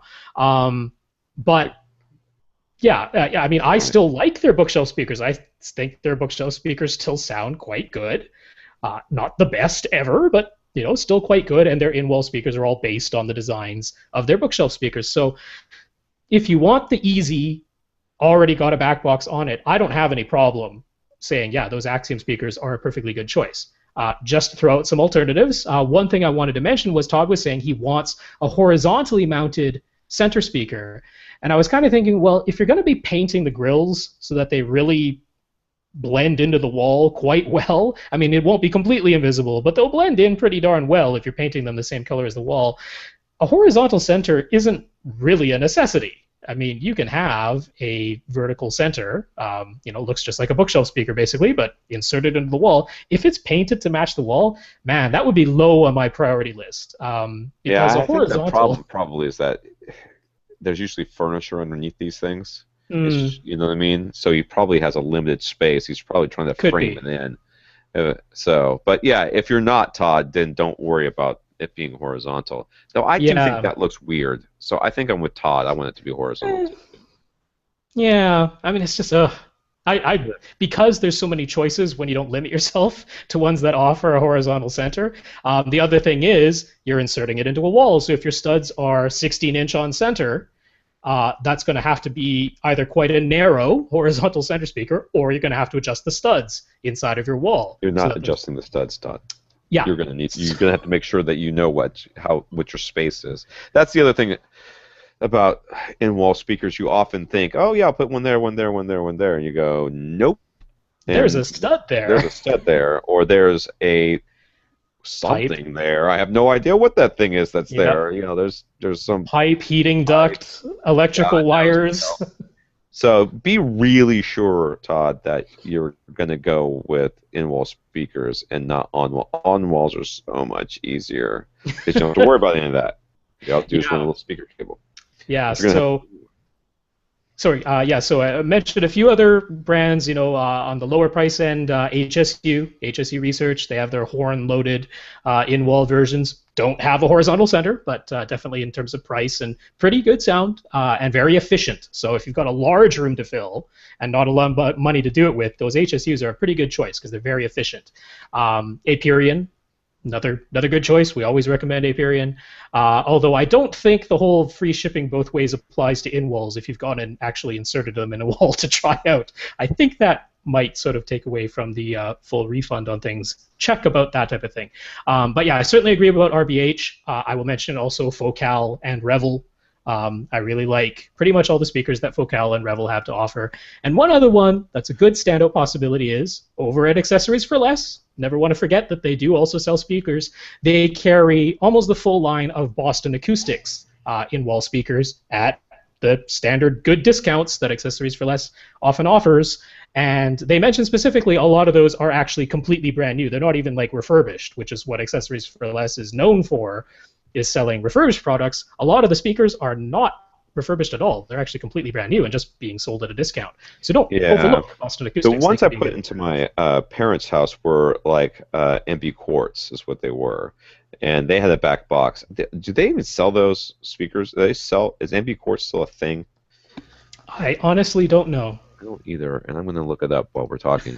But MB Quartz, they had a back box on it, and they sounded quite nice. They had an adjustable tweeter, and they had like a tweeter Yeah. control switch on there, and they were really easy to install.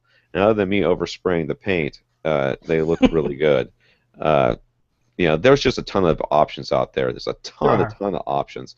Especially when you get to Paradigm. I think you mentioned Paradigm, but like all the big manufacturers have something. I'm sure Klipsch has them.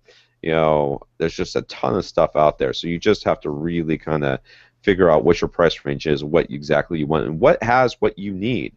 If your studs are 16 inches off center, you have a very small, you've really limited yourself by wanting to have a horizontal speaker. Or you're going to have to pay somebody to come in here and do something to make sure your house doesn't fall down because you know what I mean? Got a load-bearing stud. Got a load-bearing stud. And God help you if you do, because we're not responsible for that, dude. I told you not to do that. All right, so I think that's enough of that. How are we doing time-wise? I want to make sure. Oh, we got about 20 minutes left if we're keeping it under 2 hours. We're not going to get to everybody. That's very clear at this point. At this point, it's very clear. And I'm already fading. I'm so tired. I can tell. Sujay. I'm going with Sujay as the way to say this name. It seems we maybe freaked. Oh, we freaked somebody out. Sorry, Sujay. We freaked Sujay out a little by saying we weren't big fans of Emotiva's processors, including the UMC 200 that he owns. Oh, sorry, dude. First of all, calm down. Let's everybody just calm down. There's no need to get upset here. Don't freak. He's probably looking at the thing like it's going to explode at him right now, right? He's probably kind of like, I turned it off. I'm not turning it back on until someone tells me it's okay. Sujay, just calm down. He's wondering if his sound quality is being held back by the UMC 200 and wants to know if he should upgrade his processor or maybe add a mini DSP. He is using the PSBT series speakers and dual SVS SB13 Ultra subwoofers. This is a man who cares about sound. Mm-hmm. Think about that. And he's got those placed in the front corners. And his biggest complaints are with his bass response. What do you think you should do? I think you should move one of those out of your front corners. That's what I think you should do. But wait a second. Your question is about UMC-1. Okay, Sujay. Our problems that the UMC-1 are in that sometimes it refuses to work. If yours is UMC working... 200, which is the one he's got. Yeah. What's that? His is the UMC 200, but yeah. Oh, what did I say?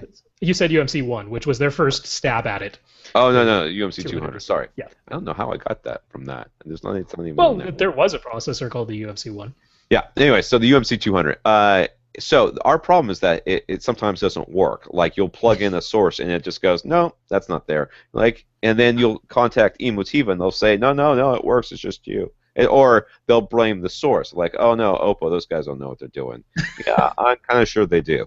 But and that's happened. That's happened to friends of mine, and they're like, what? And they're like, oh, then pretty soon they'll come out with the firmware and it kind of fixes it. But then the base management is weird and all this other stuff. So if you feel like it's been working up until this point and it was only when we said something that there was an issue. It's just us kind of doing the exact same thing I talked about at the very beginning of this podcast. It's us putting thoughts in your head. Don't let that taint your enjoyment of your music. All right? If it's been fine up until now, it's fine. Now, your bass problem is, I would guess, unrelated to your UMC-1 and more related to where you have your subwoofers placed. Front two corners. Not my first choice. Yep. Yeah. Our complaints and the complaints that I've ever read about Emotiva's processors are not with the sound quality. That's not the complaints that anybody has ever had. It's with the operation of it being glitchy. Updates that either didn't correct something, or they broke something else, or they just completely sort of shut down the machine when they tried to do a firmware update. Plugging in HDMI sources and them just not showing up, or things glitching out, that type of thing. So operational glitches, that's been the problem, not the sound quality. So if you've not had any problems operating the thing, it's not as though the UMC 100, UMC 200, wow, we're all screwed. See, it's not that hard. It's not that easy to get that thing right. But yeah, the UMC 200 is not adversely affecting your sound quality. That's not the complaint that we've had. So put your mind at ease on that front. If you are finding that your bass response is the thing that's bugging you, man, it's not the gear. It really isn't. Because those SB13 Ultra subs, they got no problem putting out the bass. It is not down. It is not something a UMC 200 is doing to the sound that's making the bass weird.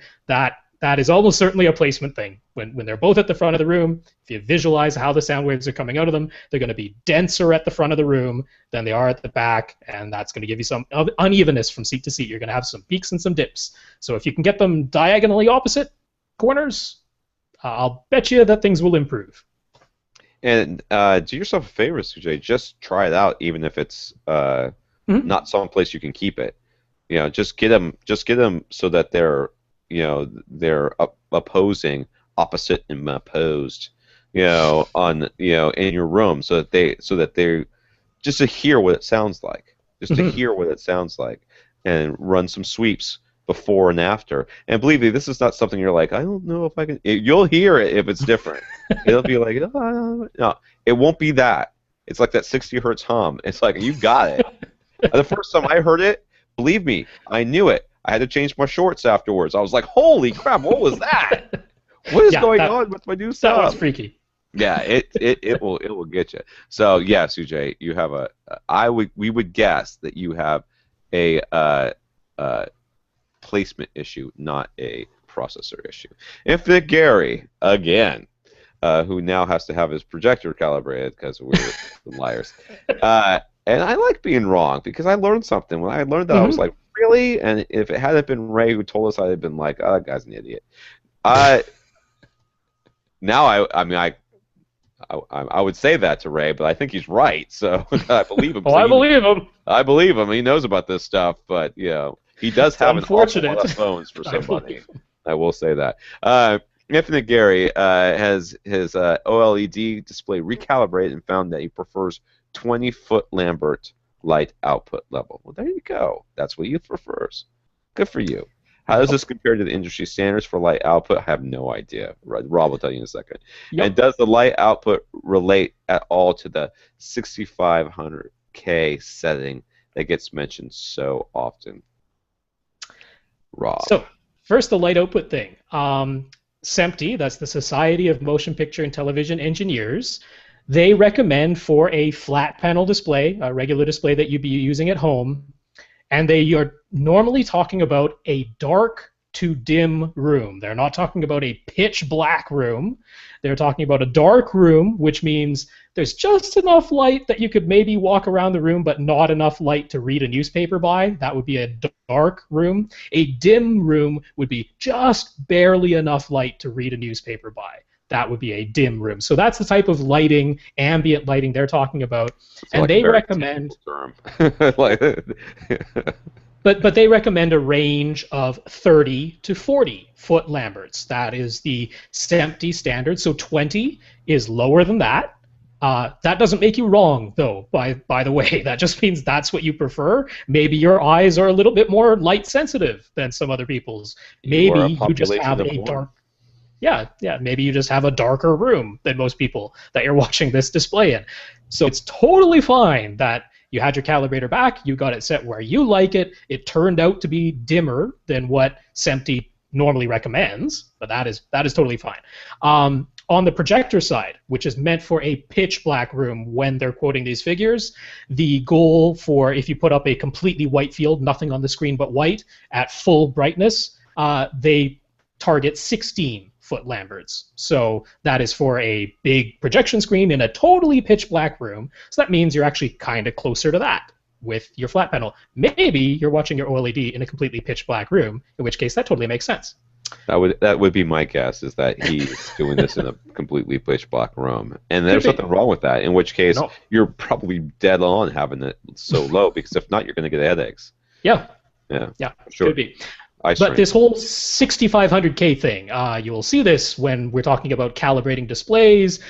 This is the color temperature, and it is a completely separate thing from the amount of light that's being output. So 6500K and the number of foot Lamberts or nits or candela per square meter, which are all different ways of talking about how bright the thing is, how much light is coming off the screen.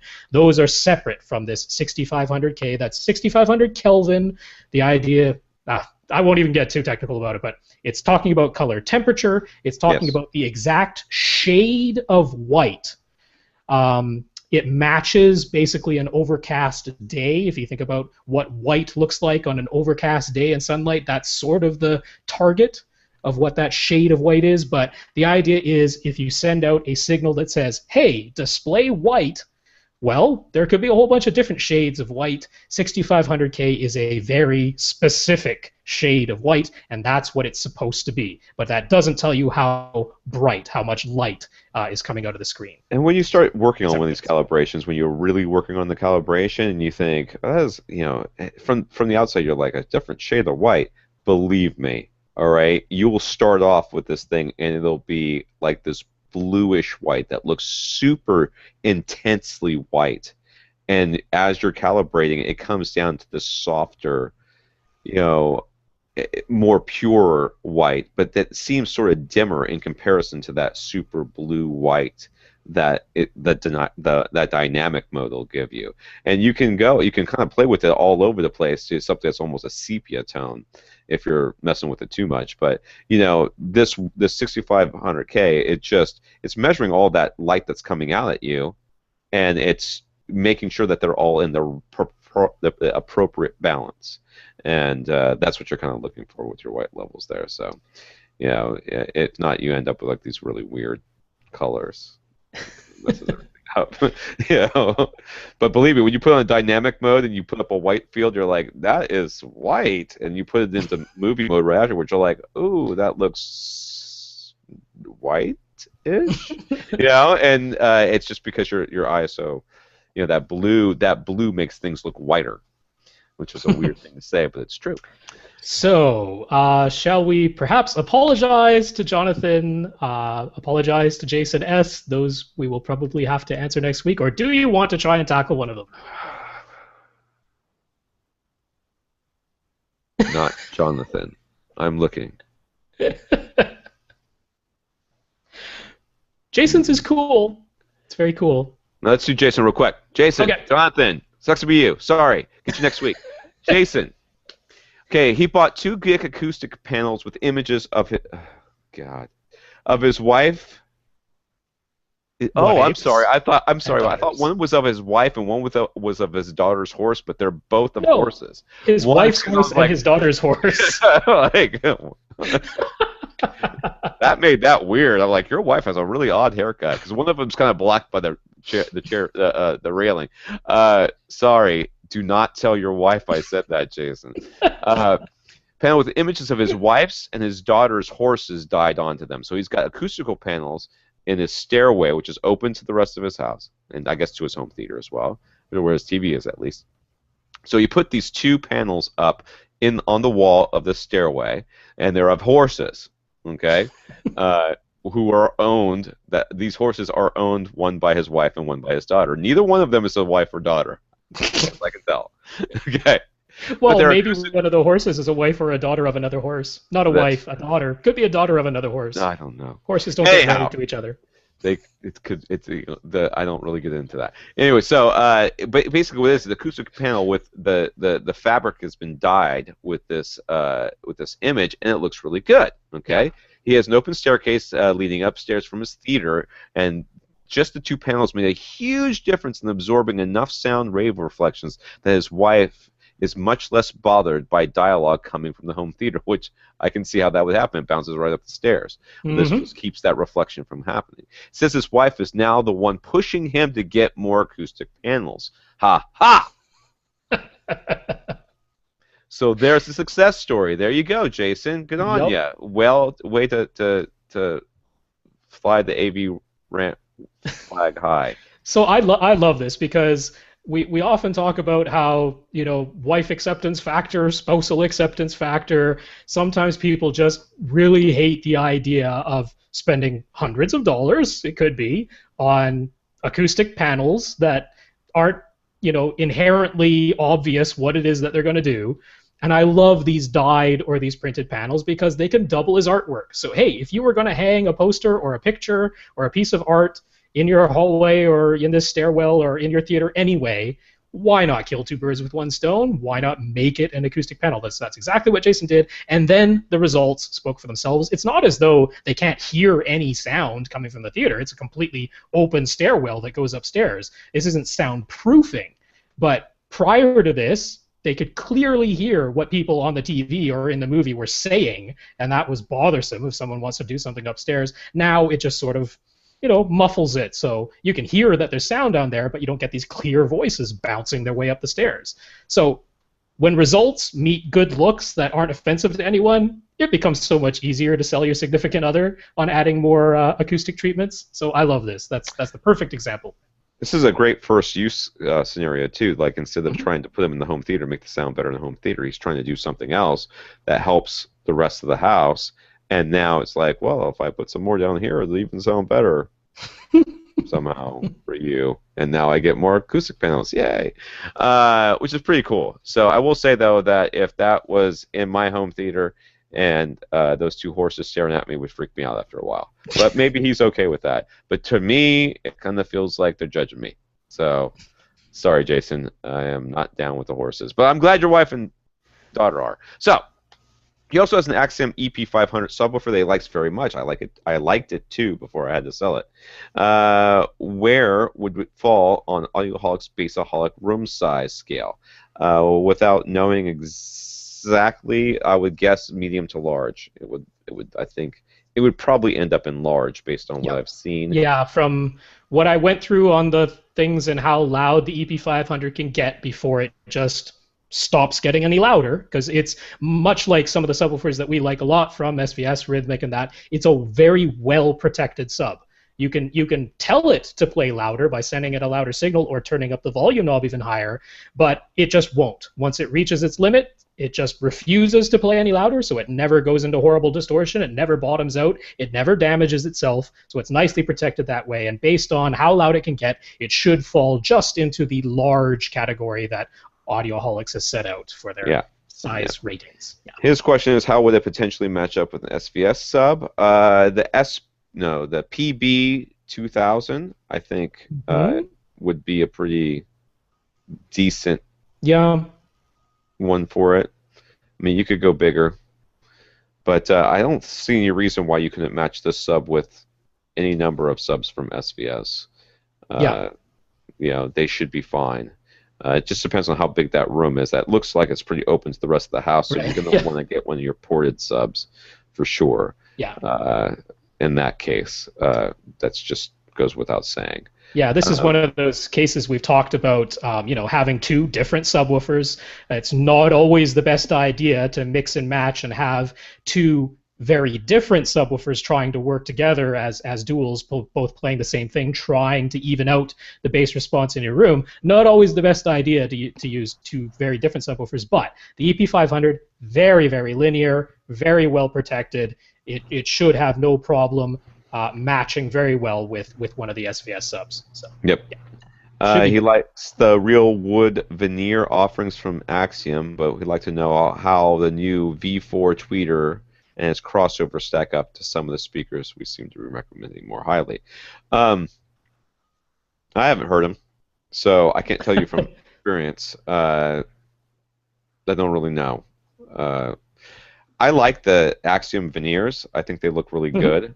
I think that the problem has been is that I don't believe that their tweeter is going to be all that much better than what they've done in the past, because in the past they've said that their tweeter is nearly perfect. So if this is just a little bit more perfecter than the last one they had, then it's an incremental change at best. And they've been raising their prices pretty regularly, and the veneers make them exponentially more expensive. Like back when I reviewed the M60s, I want to say they were like $800, $800 a pair or something like that. I might be wrong about that, but it seems like they were $860, something like that, $800 to $900 a pair. I might be wrong. I have to go back and look at the review, but I remember being absolutely floored at how much it cost to get the gloss black finished. I mean, it was well over double what those speakers already cost for a veneer. And I'm not. I mean, I thought it was outrageous how much that cost. But if you're really into it, I think that you could probably get a pair of Salk speakers that would do them too. But Salk makes really good looking speakers.